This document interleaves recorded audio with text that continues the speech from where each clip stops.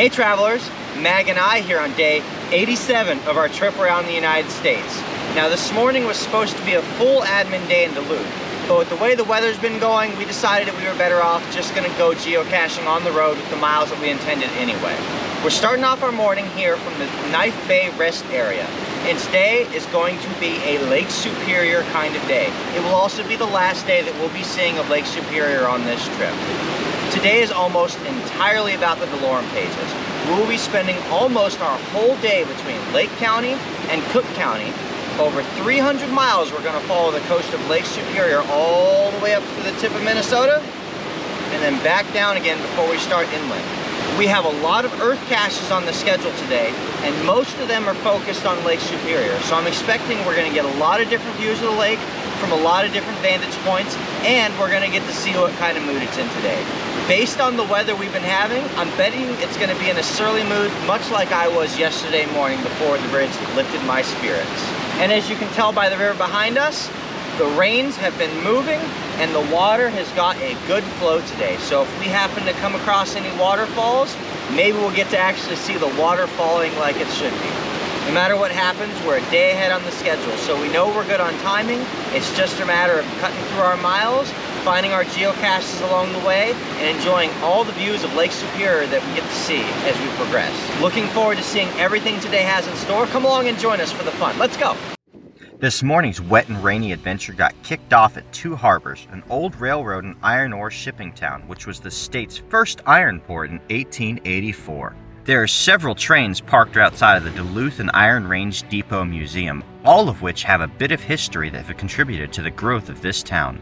In fact, the iron that originated from here was so important that it received an A1A designation during World War II, which meant that it received priority even over tanks, ships, and other military equipment. The massive Yellowstone Mallet number 229 is referred to as the locomotive that defeated Hitler. And all of this ore was shipped out from these gigantic iron ore docks that are over 1,300 feet long and 7 stories tall. We were able to appreciate the view over these iron ore docks the entire walk out to the Two Harbors Lighthouse. Although this was our first opportunity to get to see Lake Superior today, it's going to be far from our last. Shockingly, Lake Superior does not seem to be in nearly as bad of a mood as it was yesterday. I was expecting it to be angry and roiling just like it was for us in Duluth. But still, notice this wave action on this side compared to the protected harbor on this side. It is so calm over there. What a difference it makes, right? I'm so glad that it is behaving better than it was yesterday, because it was still beating away at the walk out to the lighthouse for us. The lapping waves made Aichan a little bit nervous, so she walked the whole way right next to the railing, maybe so she can get a grip if things go wrong.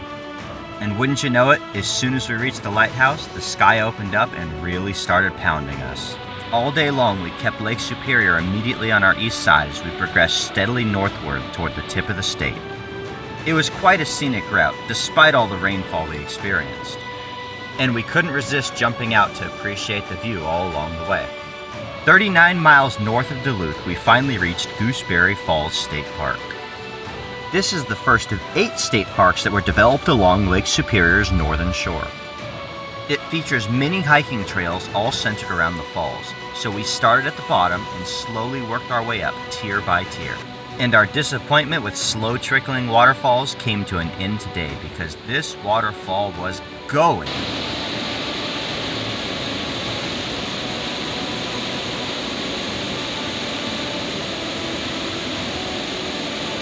The fun did not stop there, however, because the hiking trails allow you to get up above the falls as well.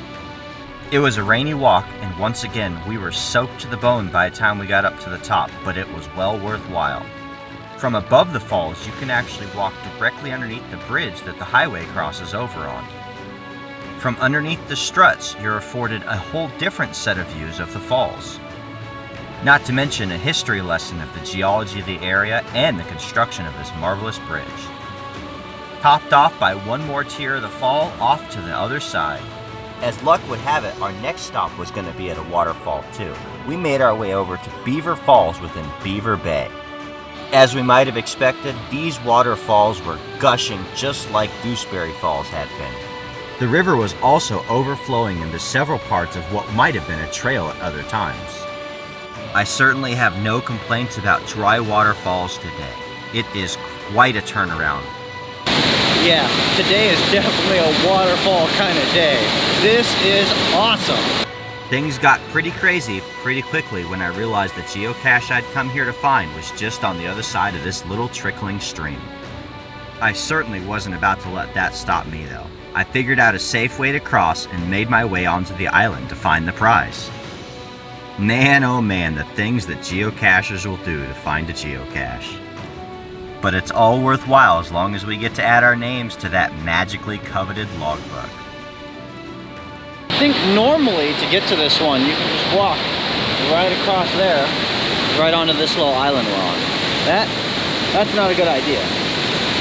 Not a whole lot of a better idea, but I'm already here, so I gotta cross back, is to use this here log. Yeah, nothing to it, right? This should be an easy crossing. Let's do this thing. I'm sure I could have stood up and walked this thing like a tightrope, but I didn't want to risk falling into the drink below, so I got down on hands and knees and slowly inched my way across the log. A much safer way to cross. There's one more crossing back and then we're home free. This one should be much easier than that log was.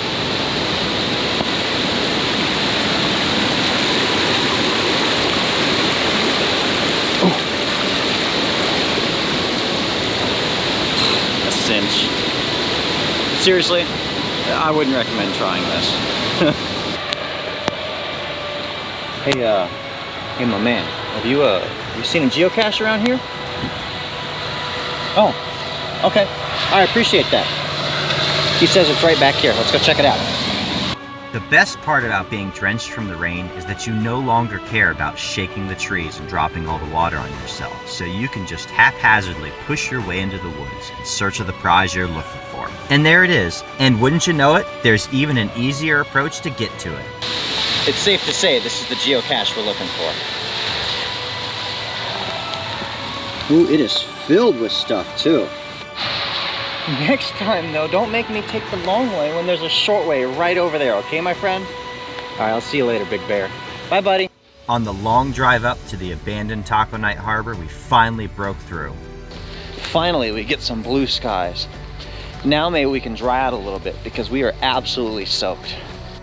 The final resident departed Taco Night Harbor in 1988, making this a ghost town for over 30 years now. An abandoned place like this is exactly the kind of spot to place a geocache. So off into the woods of the abandoned town we go in search of treasure. This find begs the simple question: how do you make sure that your geocache is secure from getting wet? The answer is actually quite simple. You have to dress the thing in layers. That's right, a cache within a cache within a cache. But that is one dry logbook. Since we were already here, we stopped to appreciate Lake Superior from yet another viewpoint. And we also got to learn a little bit about the history of the abandoned Taco Night Harbor. As late as the 1950s, this was a bustling town to help move Taco Night in and out of this harbor area. It wasn't until the early 1980s when the Taco Night industry began to crash altogether, forcing residents to find homes elsewhere. A little further up the road in Schroeder, we got a history lesson on Father Baraga's cross. In 1846, he'd set sail from Wisconsin into Grand Portage via boat to help some Native Americans who were afflicted with a disease. They barely made it out alive, being blown into a sandbar in the local area. To give thanks, he erected a cross, which is still honored here today. After that, Aichan and I still had one more waterfall adventure in us, this time at Temperance River State Park. You can actually park right off the highway for a short walk down for a view of the Temperance River Falls, where it opens up directly into Lake Superior.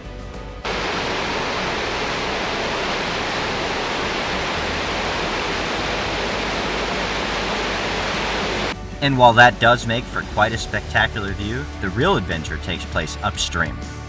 Thanks to a geocache placed by our good friend Florida Travelers, we had all the waypoints that we needed to be able to check out the Temperance River Gorge Trail. This trail follows a rock ledge along the dried up ancient waterfall which spanned almost 300 feet. For a fairly short and adventurous hike along the edge of the gorge, you're treated to marvelous views and a bit of history about how the potholes in this area were formed. Once you reach the top of the bridge, you can also view the waterfalls from both sides as they continue to cut their way through the gorge. I personally preferred this spot over the much easier to reach falls down near the highway. Just be careful to watch your step here because there's no protective barriers between you and the edge of the gorge, and it would be very easy to take a step off and go swimming down below. And I just finished drying out. Our target options passing through DeLorme Page 78 were extremely limited. We ended up crossing under Highway 61 via this tunnel to reach the Gitchigami Trail. From there is about a half-mile walk one way to reach our destination. We were the only ones out here on the trail, so we were able to enjoy it at our own pace, and Ai-chan could take in all the smells she wanted, sprinting to catch up whenever she realized she was falling behind. I was actually a little nervous once we finally got to the GZ because the first thing I noticed was this den. I approached carefully because this is definitely the kind of place that a large mammal might just take up residence. Fortunately, no one was home, so we were able to get past the obstacle and find the prize we sought.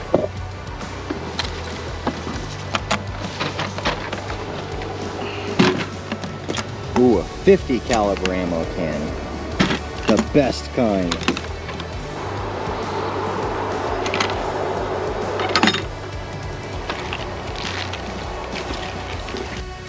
It's been so interesting that each view of Lake Superior has been different from the one before. We still had just enough time to make one more find on our target list before we got to our final destination running up the coast, so that's exactly what we did. I think it's been pretty cool today that almost all of the containers we've found have been regular sized and large enough to fit lots of swag inside of. And all dry for the most part too. We just couldn't help ourselves but to stop off at each of the viewing areas along the way to get the different perspectives of Lake Superior. This really is an amazing lake, and this really has been an amazing drive all the way up the shoreline of Minnesota today. But we could make it no further because we were all the way up at the edge of Canada now. All right, travelers, that brings an end to an absolutely incredible day of geocaching out here in northern Minnesota. And I'm gonna have to say, this was my favorite day of geocaching in Minnesota, even with the rain this morning, or maybe because of it. The waterfalls we saw today were absolutely amazing, and I have every confidence that the rainfall we had was a big contributing factor to that. We've made it to Grand Portage. We're only a couple miles now from the Canadian border at the very northeast tip of Minnesota. This is as far as the road takes us, and this is going to be our last view of Lake Superior. From here, we're gonna go ahead and turn around and start heading back on the road and then make our way inland. It is a straight 2.5 hour, 140 mile drive to our next stop. So even though we have plenty of daylight now, it's gonna be dark by the time we get there. We've really had a great time out here today, and this was really just an amazing spot to visit. What I find very interesting is this far north in Minnesota, it really starts to feel like we're in Canada. The trees have changed, the geography's changed. It feels, well, like we've already crossed the Canadian border. However, we're not gonna do that. Thank you for joining us for this incredible adventure, and stay tuned because we're still gonna have 2 more days in Minnesota before we go ahead and cross into North Dakota. Like this video, subscribe to stay tuned for daily updates, and we'll see you out on the trails.